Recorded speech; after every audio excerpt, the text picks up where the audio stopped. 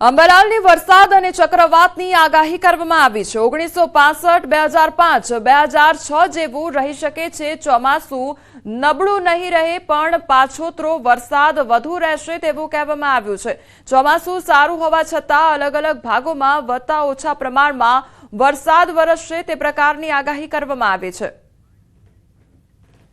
2006, 2007 જેવું રહેવાની શક્યતા ગણી શકાય અને ક્યારેક 1966 જેવું રહેવાની શક્યતા ગણી શકાય, પરંતુ ચોમાસું એકંદરે નબળું રહેવાની શક્યતા નથી। આમ છતાં પાછોતર વરસાદ થોડોક વધારે પડવાની શક્યતા રહે છે અને ચોમાસું ભિન્ન ભાગોમાં ક્યાંક વધારે વરસાદ તો ક્યાંક ઓછો વરસાદ રહેવાની શક્યતા રહી શકાય। તો આ તરફ અંદમાનમાં 22 અને 27 મે વચ્ચે ભારે વરસાદ થશે। મે મહિનામાં બંગાળના ઉપસાગરમાં ખતરનાક વાવાઝોડું બનશે। અરબ સાગરમાં 10 મે થી 15 જૂન વચ્ચે વાવાઝોડું બની શકે છે। અરબ સાગરમાં બનેલું વાવાઝોડું ઓમાન સમેત અલગ અલગ 4 થી 5 ભાગોમાં ફંટાઈ શકે છે। 48 કલાકમાં હવામાનમાં મોટો પલટો આવવાની શક્યતા રહે છે, જેમાં પવન, ગાજવીજ અને આંધી સાથે બનાસકાંઠાના ભાગોમાં, ઉત્તર ગુજરાતના કેટલાક ભાગો અને પાલનપુરના ઉપરાંત પંચમહાલના ભાગો, દાહોદના ભાગો, લીમખેડાના ભાગો, વડોદરાના ભાગો, આણંદના ભાગો, રાજકોટના ભાગો, સુરેન્દ્રનગરના ભાગો, હળવદના ભાગો, મોરબીના ભાગો, કચ્છના કેટલાક ભાગો અને સૌરાષ્ટ્રના કેટલાક ભાગોમાં ગાજવીજ અને આંધી સાથે ક્યાંક હળવા છાંટા છૂટી કે વરસાદ થઈ શકે છે। આ તરફ હવામાન નિષ્ણાંત પરેશ ગોસ્વામીએ પણ ઘાતક આગાહી કરી। ગુજરાતમાં ગરમી વચ્ચે ફરી વાદળો વરસાદ લઈને આવવાના છે। ફરી ખેડૂતો માટે ઘાતક દિવસો આવવાના છે। પાક પર ખતરો મંડરાવાનો છે। બીજી તરફ કાળઝાળ ગરમીમાં શેકાતા લોકોને રાહત મળવાની છે। હવામાન નિષ્ણાંત પરેશ ગોસ્વામીએ ખેડૂતોની ચિંતા વધારવાની આગાહી કરી છે। તેમના અનુમાન મુજબ ગુજરાતવાસીઓએ આગ ઝરતી ગરમીમાંથી રાહત મળશે। આવતીકાલથી ગરમી ઘટશે। 11 થી 15 એપ્રિલ સુધી તાપમાન 40 ડિગ્રીથી નીચે રહેશે। સાથે જ વાતાવરણમાં પલટો આવશે। ઉત્તર ભારત પર સાયક્લોનિક સર્ક્યુલેશન અને બંગાળની ખાડીમાં હળવું દબાણ સર્જાશે। બંનેની અસરના કારણે ગુજરાતના હવામાનમાં મોટા બદલાવ આવશે।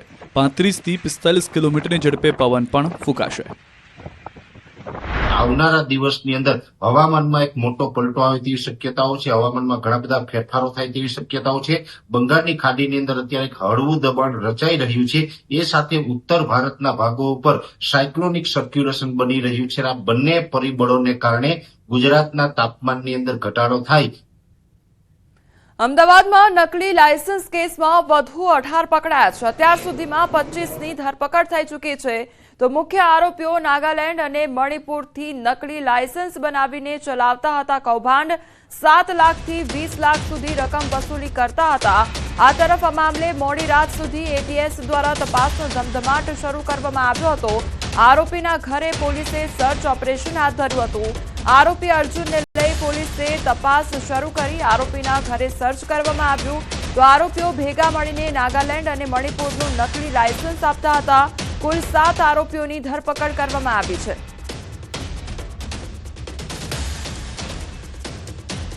સુરત ક્રાઇમ બ્રાન્ચે બોગસ હથિયાર લાયસન્સના રેકેટનો પર્દાફાશ કર્યો છે। પોલીસ તપાસમાં સામે આવ્યું છે કે નાગાલેન્ડ જેવા રાજ્યમાંથી ઓલ ઇન્ડિયા પરમિટના લાયસન્સ મોટી રકમ આપી મેળવવામાં આવતા હતા। તો સુરત શહેરના ગન હાઉસના સંચાલક અને તેમના મળતિયા દ્વારા આ ગેરકાયદેસર પ્રવૃત્તિ ચલાવવામાં આવી રહી છે। હથિયાર વેચાણનો પરવાનો ધરાવનાર ગજાનંદ ગન હાઉસ દ્વારા પણ 51 જેટલા હથિયાર નાગાલેન્ડ રાજ્યમાંથી લાયસન્સ અપાવ્યા હોવાનો ખુલાસો થયો છે। તો ગજાનંદ ગન હાઉસના માલિક પાસેથી 16 હથિયાર જપ્ત કરવામાં આવ્યા છે। પોલીસે કુલ 20 હથિયાર, 93 કારતૂસ તેમજ અન્ય મુદ્દામાલ પણ જપ્ત કર્યો છે। તો નાગાલેન્ડથી બોગસ હથિયાર લાયસન્સ મેળવવામાં કેસમાં 17 લોકોની સંડોવણી બહાર આવી છે। જૂના લોકો પાસે લાયસન્સ હતા, ત્યાંના ઓરિજિનલ લાયસન્સ હતા, જેની મોટી ઉંમર થઈ ગઈ, એમાં રિટેનર તરીકે અમુક લોકો નામ નાખવામાં આવેલા, જેમાં આ લોકો ખોટા એડ્રેસના ક્રિએટ કરીને રિટેનર તરીકે નામ નાખે અને પછી રિટેનરના આધારે નવા લાયસન્સ કઢાય છે। अब नवा लाइसेंस માટે हमारी जो टीमों ત્યાં નાગાલેન્ડમાં છે, जो અત્યારે ત્યાંના ડિસ્ટ્રિક્ટ એડમિનિસ્ટ્રેશન સાથે जो સંકલનમાં છે। પંચમહાલમાં વધુ એક લાંચા અધિકારીનો પર્દાફાશ થયો છે।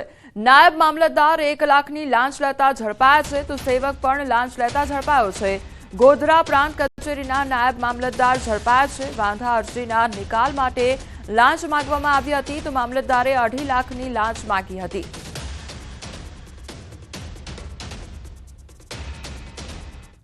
વડોદરામાં ભાયલી વિસ્તારમાં આગ ભભૂકી ઉઠી છે અને ખેતરમાં આગ લાગતા મોટું નુકસાન સર્જાયું છે. ખેતરમાં કરેલા સરગવાની સિંગના પાકને નુકસાન સર્જાયું છે. મુખ્ય માર્ગ પર આવેલા ખેતરમાં અચાનક આગ લાગતા રાહદારીઓ ચોંક્યા હતા. જોતજોતામાં આગ ખેતરની ચારે તરફ પ્રસરી ગઈ હતી તો ફાયર બ્રિગેડે સ્થળ પર પહોંચીને આગ પર કાબુ મેળવ્યો હતો.